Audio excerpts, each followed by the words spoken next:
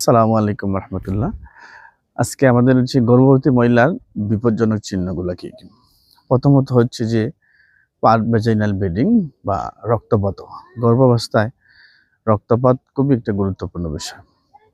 অসময়ে রক্তপাত অথবা সময়ে রক্তপাত খুবই গুরুত্বপূর্ণ একটা বিষয়। দ্বিতীয়ত হচ্ছে অ্যাবডোমিনাল পেইন বা পেটে ব্যথা।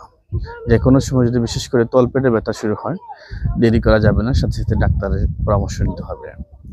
চোখে ঝাপসা দেখা বা প্রচণ্ড মাথা ব্যথা বা চোখে ঝাপসা দেখলেই সাথে সাথে ডাক্তারের পরামর্শ নিতে হবে।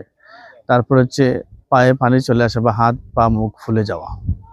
হাত পা মুখ যদি ফুলে যায় সাথে সাথে ডাক্তারের পরামর্শ নিতে হবে। জ্বর, সিভিয়ার জ্বর, খুব বেশি যদি জ্বর হয় তাহলে কিন্তু ডাক্তারের পরামর্শ নিতে হবে। এই লক্ষণগুলো দেখা দিলেই সাথে সাথে ডাক্তারের পরামর্শ নিতে হবে। ধন্যবাদ, সবাই ভালো থাকেন।